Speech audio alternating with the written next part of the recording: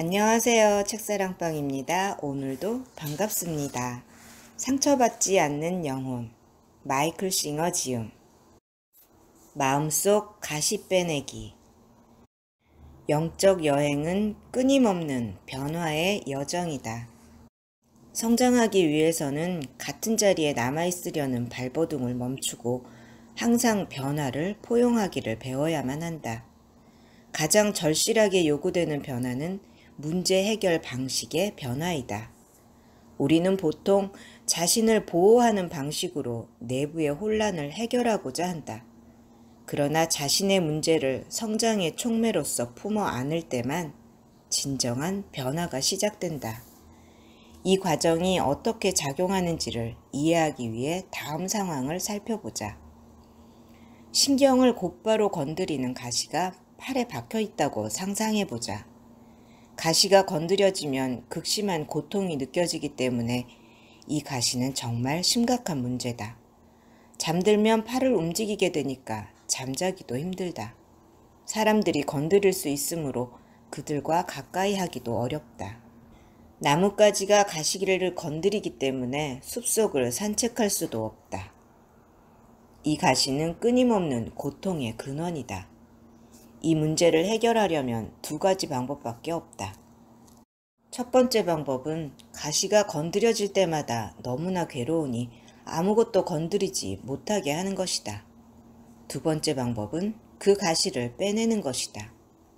믿든 말든 간에 당신의 선택은 평생을 좌우할 것이다. 이것은 당신의 미래를 토대로 좌우하는 아주 근본적인 차원의 결정이다. 첫 번째 방법이 당신의 삶에 어떤 영향을 미칠지를 먼저 살펴보자.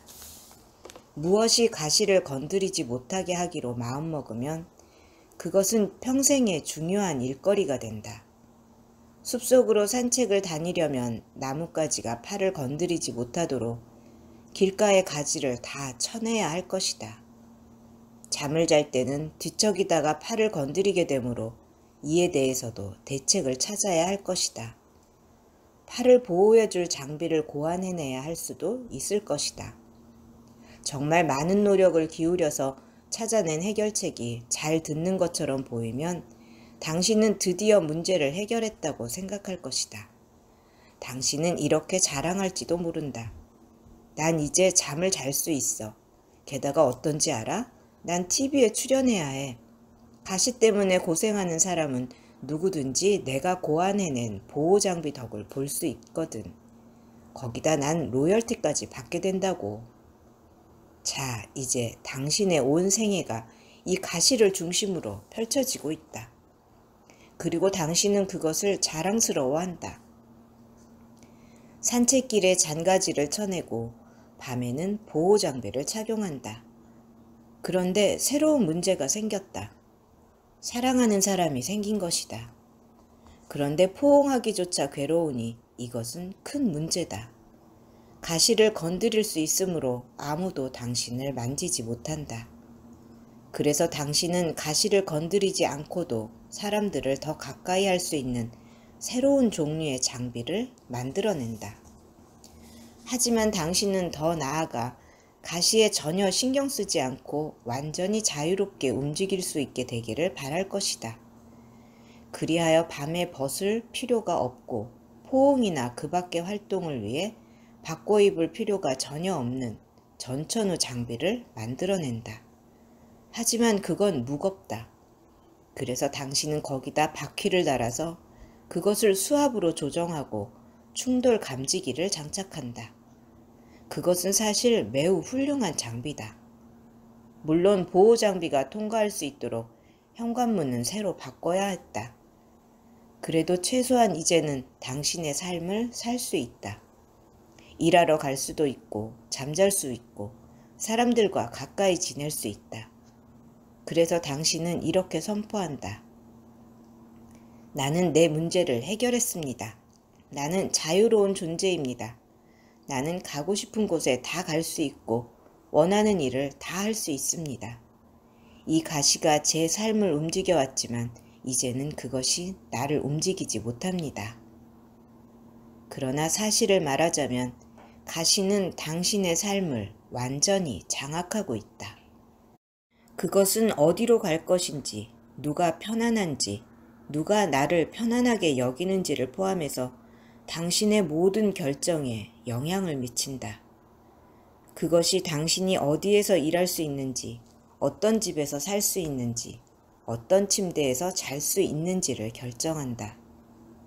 아무리 피하려고 해도 가시는 당신 삶의 모든 측면을 지배하고 있다. 문제로부터 자기를 지키려고 애쓰는 삶 자체가 문제를 완벽하게 반영하고 있음이 드러난다. 당신은 아무것도 해결하지 못했다. 문제의 뿌리를 캐내지 못하고 대신 그 문제로부터 자신을 보호하려고 한다면 결국은 그 문제가 당신의 삶을 지배한다. 당신은 심리적으로 그 문제에 너무나 고착된 나머지 나무만 보고 숲은 보지 못한다. 실제로 문제의 고통을 최소화했기 때문에 당신은 그 문제가 풀렸다고 느낀다. 하지만 그것은 해결된 것이 아니다. 당신이 한 일은 단지 문제를 피하는 일에 평생을 바친 것뿐이다. 그 문제는 이제 당신 우주의 중심이 되어 있다.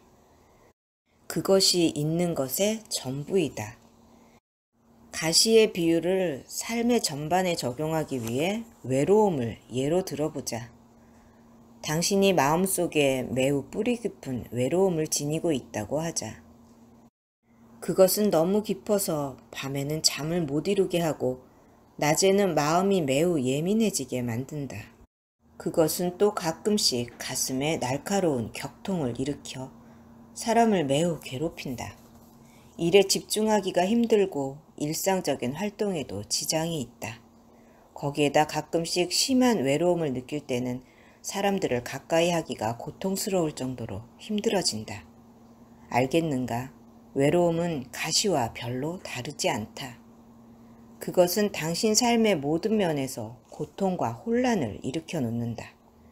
그런데 사람의 가슴에는 가시가 한두 개만 박혀 있는 것이 아니다.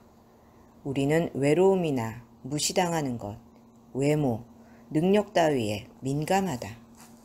우리는 가슴의 가장 예민한 부위를 곧바로 건드리는 가시를 무수히 많이 아는 채 살고 있다. 언제든지 뭔가가 그것을 건드려서 속에다 고통을 일으킬 수 있다. 팔에 찔린 가시에 대해 그랬던 것과 똑같이 당신은 양자택일을 할 수 있다. 물론 가시를 빼내는 것이 훨씬 더 나았을 것이 틀림없다. 금방 빼낼 수 있는데도 가시가 건드려지지 않도록 그것을 보호하는 것에 평생을 바칠 이유가 없다. 가시를 빼내기만 하면 당신은 정말 해방된다. 마음속의 가시도 마찬가지이다. 빼낼 수 있다.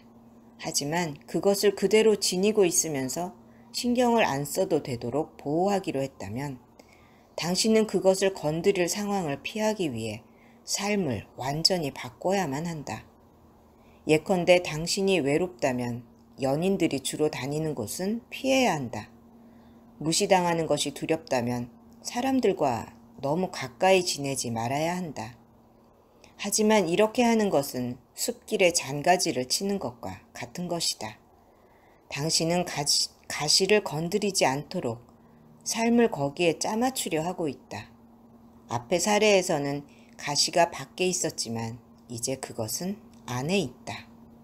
외로울 때 당신은 어떻게 해야 할지를 몰라서 고민하고 있는 자신을 발견한다. 외롭게 느끼지 않기 위해서 당신은 어떤 말이나 행동을 하는가? 당신은 문제를 제거하는 방법을 찾는 게 아니라 문제로부터 자신을 보호하는 방법을 찾고 있다는 사실에 주목하라. 당신은 이 문제를 상황을 피하거나 사람과 사물과 장소를 방패막이로 이용함으로써 해결한다. 당신은 결국 가시에 찔린 사람과 똑같은 결말에 이를 것이다. 외로움이 당신의 삶을 지배할 것이다.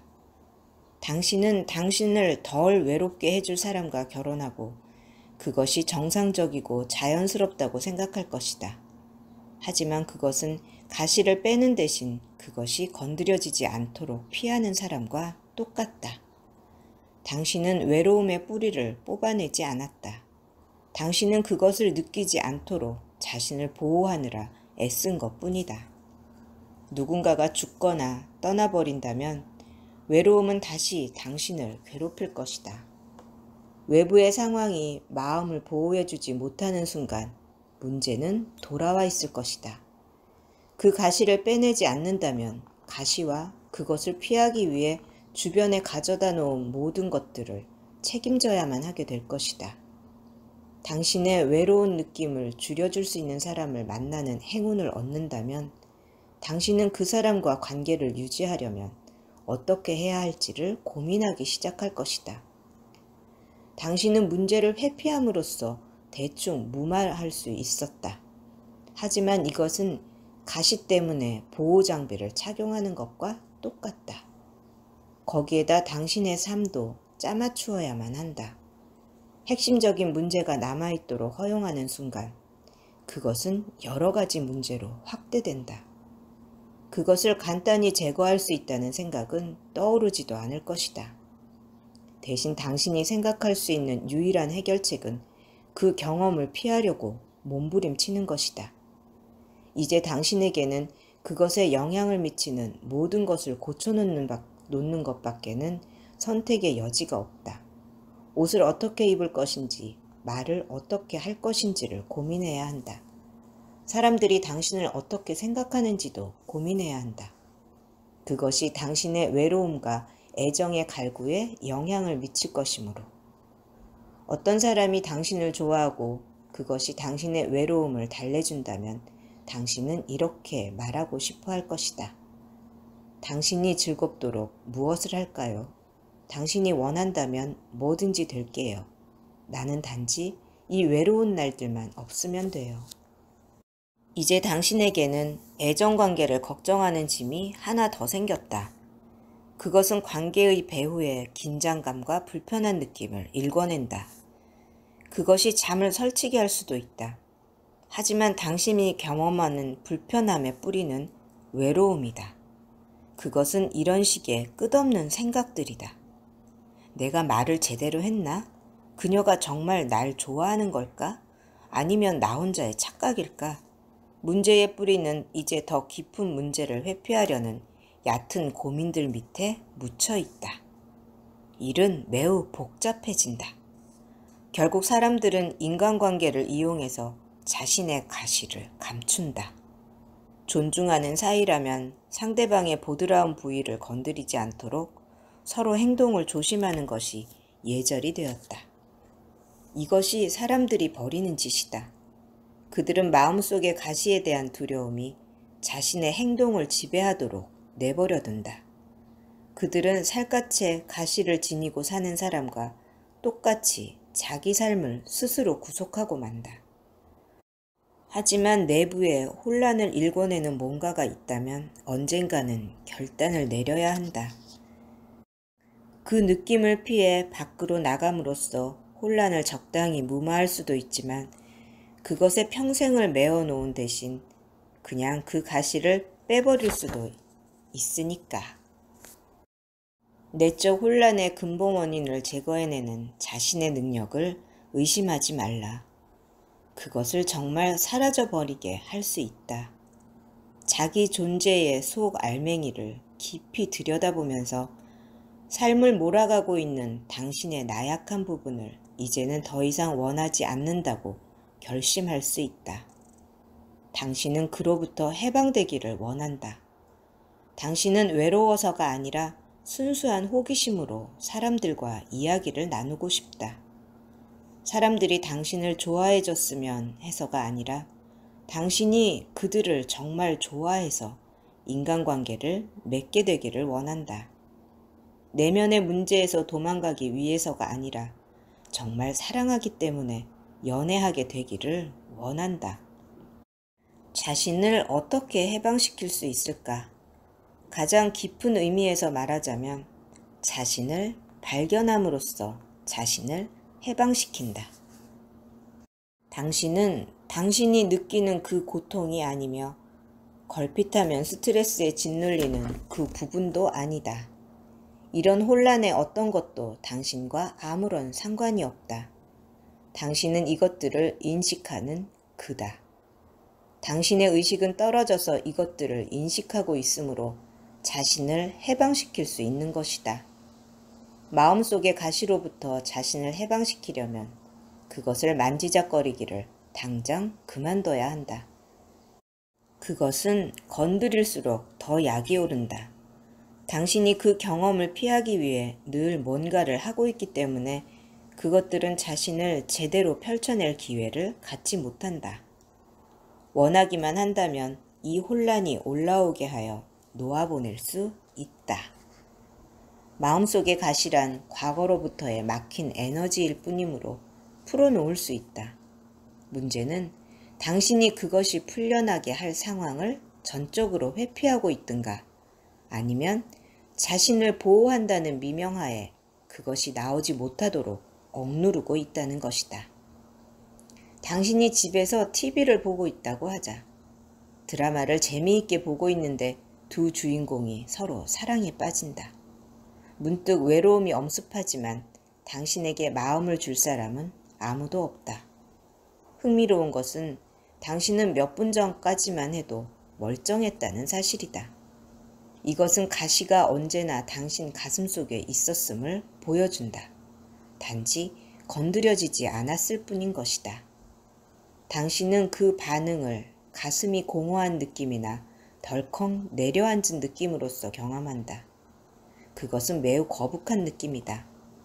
나약한 느낌이 엄습하고 홀로 외로움을 느꼈던 온갖 기억들과 당신에게 상처를 줬던 사람들의 생각이 떠오르기 시작한다. 과거로부터 저장되어 있던 에너지가 가슴에서 풀려나서 생각을 만들어내는 것이다. 이제 당신은 TV를 보는 대신 생각과 감정의 물결에 휩싸인 채 홀로 앉아있다. 뭔가를 먹거나 누군가를 부르거나 그 밖의 다른 행위들로 가라앉히는 것 말고 이것을 해결하기 위해서 당신이 할 수 있는 것은 무엇인가? 당신이 그것을 인식하고 있음을 알아차리는 것이다. 당신의 의식이 TV를 보고 있다가 지금은 마음속의 통속극을 보고 있음을 알아차릴 수 있다. 이 사실을 알아차리는 그가 바로 주체인 당신이다. 당신이 보고 있는 것은 하나의 대상이다. 공허한 느낌은 하나의 대상이다. 그것은 당신이 아니라 당신이 느끼는 무엇이다. 누가 그것을 느끼는가? 당신의 탈출구는 누가 그것을 인식하는지를 그저 알아차리는 것이다. 그것은 정말 이토록 간단한 것이다. 베어링과 바퀴와 수압장치가 달린 보호장치보다 훨씬 덜 복잡하다. 당신이 해야 할 일은 단지 누가 그 외로움을 느끼는지를 알아차리는 것이다. 알아차리는 그는 이미 자유롭다.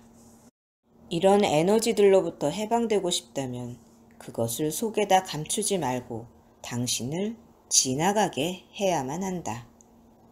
당신은 어릴 적부터 이미 속에서 움직이는 에너지를 가지고 있었다. 깨어나서 당신이 그 안에 있음을, 그리고 예민한 그가 당신과 함께 그 안에 있음을 깨달아라.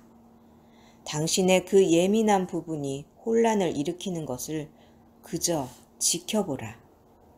그것이 시기와 갈망과 두려움을 느끼는 것을 바라보라. 이런 느낌들은 인간 본성의 일부일 뿐이다. 잘 보면 그것들은 당신이 아니라는 것을 알게 될 것이다. 그것들은 단지 당신이 느끼고 경험하는 것들일 뿐이다. 당신은 이 모든 것을 인식하는 내면의 존재다. 중심에 머물러 있으면 힘든 경험조차도 음미하고 존중하기를 터득할 수 있다. 예컨대 가장 아름다운 시와 음악의 일부는 고난에 빠져있던 사람들에게서 나온 것이다. 위대한 예술은 존재의 가장 깊은 곳으로부터 나온다. 당신은 이토록 인간적인 경지를 그 속에 말려들거나 그곳에 저항하지 않고 경험할 수 있다. 당신은 자신이 뭔가를 인식하고 있음을 알아차릴 수 있고 외로움을 경험하는 것이 어떤 변화를 가져오는지를 그저 지켜볼 수 있다. 그것이 당신의 자세에 변화를 가져오는가? 호흡이 느려지거나 빨라지게 하는가? 외로움이 당신을 지나가도록 공간을 주면 어떻게 되는가? 이 모든 것들을 탐사하는 자가 되라. 그것을 지켜보라. 그러면 그것은 지나갈 것이다. 그 안에 빨려들지 않으면 그 경험은 곧 지나가고 다른 것이 나타날 것이다. 그저 그 모든 것을 즐기면 된다. 이렇게 할 수 있다면 당신은 자유로워질 것이다. 그리고 내면에서 순수한 에너지의 세계가 열릴 것이다. 참 나 안에 오래 머물러 있으면 이전에 한 번도 경험한 적 없는 어떤 에너지를 느끼기 시작할 것이다. 그것은 당신이 마음과 감정을 경험하는 쪽인 앞쪽보다는 뒤쪽으로부터 올라온다. 자신의 통속극에 빠져 있지 않고 인식의 자리에 깊숙이 물러앉아 있을 때 깊은 곳으로부터 올라오는 이 에너지의 흐름을 느끼기 시작할 것이다. 이 흐름은 샥디라고 불려왔다. 이것은 영이라고도 불려왔다. 이것이 내부의 혼란과 어울리지 않고 참 나와 어울릴 때 경험되기 시작하는 현상이다. 외로움은 없애야 하는 것이 아니다. 거기에 어울려 들기만 멈추면 된다. 그것은 자동차와 풀과 별과 마찬가지로 우주의 온갖 사물 중 하나일 뿐이다. 그것들은 그저 지나가게 하라. 그것이 참나가 하는 일이다. 의식은 싸우지 않는다. 의식은 놓아보낸다. 의식은 우주 만물이 그 앞을 행진해 갈 때 그저 그것을 인식할 뿐이다. 참나 안에 머물러 있으면 당신은 가슴이 연약하게 느껴질 때조차 내적 존재의 힘을 경험할 것이다. 이것이 이 길의 본성이다.